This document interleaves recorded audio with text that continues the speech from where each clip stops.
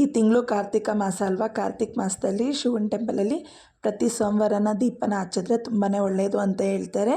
ಹಾಗೆ ನಾನು ಕೂಡ ಪ್ರತಿ ಸೋಮವಾರನೂ ಹೋಗಿ ದೀಪನ ಹಚ್ಚಿ ಬರ್ತೀನಿ.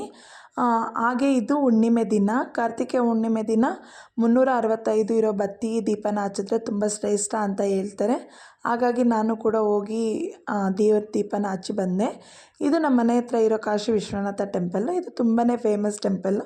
ಹಾಗೆ ತುಂಬಾ ಚೆನ್ನಾಗಿದೆ. ಚಿಕ್ಕ ದೇವರಾದರೂ ಕೂಡ ತುಂಬಾ ಫೇಮಸ್ ಆಗಿದೆ ಈ ಟೆಂಪಲ್ಲು. ಇಲ್ಲಿ ಪ್ರದೋಷ ಎಲ್ಲ ಮಾಡ್ತಾರೆ. ಪ್ರದೋಷ ದಿನದಂದು ಇಲ್ಲಿ ತೀರ್ಥ ಸ್ನಾನ ಎಲ್ಲ ಮಾಡಿಸ್ತಾರೆ. ತುಂಬಾ ಚೆನ್ನಾಗಿರುತ್ತೆ. ಹಾಗೆ ಇದು ಕಾಶಿ ವಿಶ್ವನಾಥ ದೇವರು. ನಾವು ಹೋದಾಗ ರಶ್ ಎಲ್ಲ ಕಮ್ಮಿನೇ ಇತ್ತು, ಆಮೇಲೆ ಜಾಸ್ತಿ ಆಯಿತು. ಇದು ಅನ್ನಪೂರ್ಣೇಶ್ವರಿ ದೇವಿ.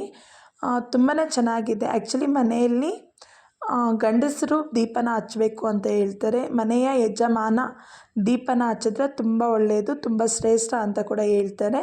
ನಾನು ಸುಮಾರು ಯೂಟ್ಯೂಬ್ ವಿಡಿಯೋಗಳೆಲ್ಲ ನೋಡಿದ್ದೀನಿ. ಹಾಗೆ ನಮ್ಮ ಮನೆಯವರು ಕೂಡ 365 ಇರೋ ಬತ್ತಿ ದೀಪನ ಹಚ್ಚಿದ್ರು. ಆ್ಯಕ್ಚುಲಿ ಕಾಶಿ ವಿಶ್ವನಾಥ ಟೆಂಪಲ್ ಬಂದುಬಿಟ್ಟು ಅಟ್ಟೂರಲ್ಲಿದೆ. ಇದು ಎಕ್ಸಾಕ್ಟ್ ಲೊಕೇಶನ್ ಬಂದುಬಿಟ್ಟು Yelahanka new town Attur layout ಅಂತ. ಇಲ್ಲಿ ಮೆಜೆಸ್ಟಿಕ್ಕಿಂದ ಬರಬೇಕು ಅಂದರೆ 402 ಬಸ್ ಇದೆ. ಹಾಗೆ ಈ NES ಇಂದ ಬರಬೇಕು ಅಂದರೆ 401 ಬಸ್ಸಲ್ಲಿ. ಡೈರೆಕ್ಟ್ ದೇವಸ್ಥಾನದ ಹತ್ರ ಬಸ್ ಏನಿಲ್ಲ, ನೀವು ಅಟ್ಟೂರಲ್ಲಿ ಇಳ್ಕೊಂಡು ಆಟೋದಲ್ಲಿ ಬರಬೇಕಾಗುತ್ತೆ. ಕಾಶಿ ವಿಶ್ವನಾಥ ಟೆಂಪಲ್ ಅಂದರೆ ಯಾರು ಬೇಕಾದರೂ ಆಟೋದವ್ರು ಬಿಡ್ತಾರೆ, ಇಲ್ಲ ಯಾರು ಕೇಳಿದ್ರು ಹೇಳ್ತಾರೆ. ಇದು ಅಟ್ಟೂರು ಲೇಕ್ ಹತ್ರ ಬರುತ್ತೆ.